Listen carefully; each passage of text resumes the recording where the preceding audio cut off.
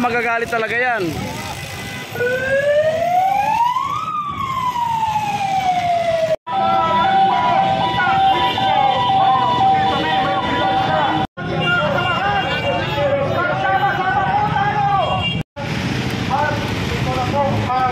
Ating pagtulong sa makataysayang aksyon na ito. Ano muli ang panawagan natin? Korte Suprema! Ipaglaban! Korte Suprema! Ipaglaban! Rule of law! Ipaglaban! Rule of law! Ipaglaban! Hindi na lang pinag-control mula kay Atty. Topacio. Mga kasama, malapit na po tayo sa sagradong templo ng katarungan ng Korte Suprema. Panawagan po, wag po tayo masyado mag-ingay, magbibigay po tayo ng statement, hindi sulit. Ang pakailangan po natin dito ay ipakita ang ating suporta sa mga mahistrado at sa punong mahistrado ng Korte Suprema na naniniwala tayo tama ang kanilang ginawa at walang nakwenta-kwenta ang mga mantikos naman sa kanila.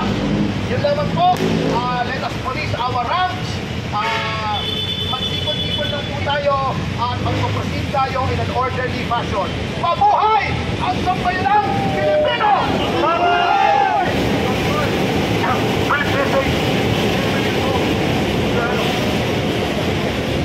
Hello. Pwede kayo mag-file natin ang petition to declare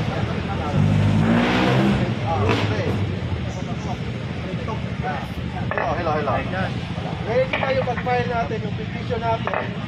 Inagda namin ni Atty. Topacio, ni Atty.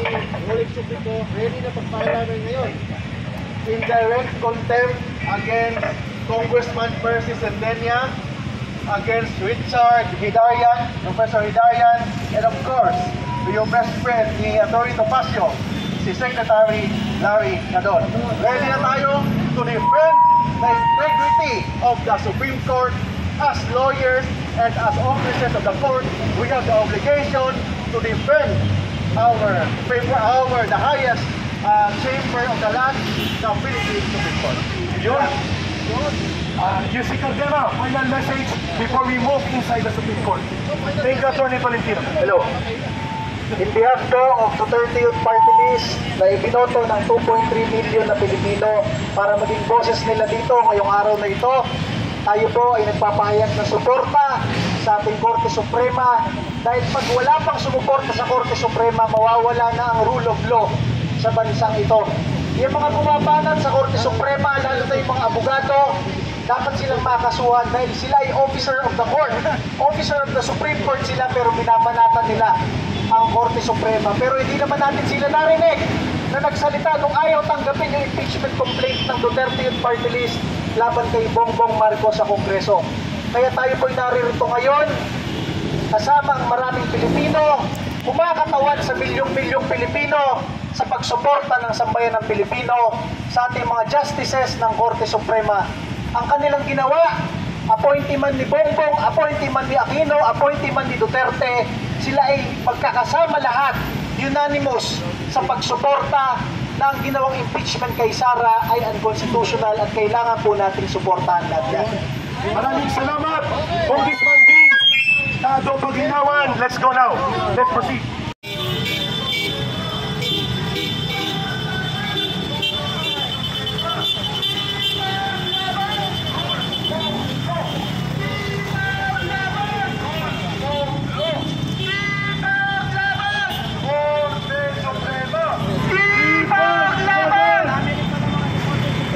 Okay, Atty. Mark Tolentino.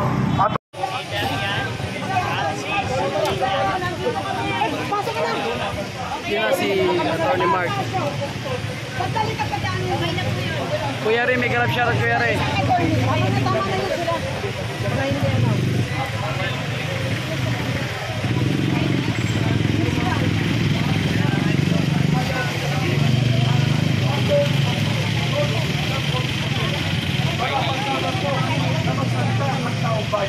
Kapagkat sa ating demokrasya, ang pagkilan pagtatanggol at pangingibabaw ng batas ay higit pa po sa ambisyon ng mga swapal na politiko na gustong magari-arian sa ating bayan.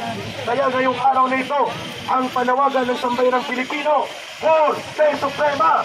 Ipaglaban! Korte Suprema! Ipaglaban! Rules of law! Ipaglaban! Malinaw po na ang boses ng sambayanang Pilipino ay hindi pwedeng i-hostage ng mga fully minority na ito. Na alam natin, ang kanilang layunin ay ambisyon politikal.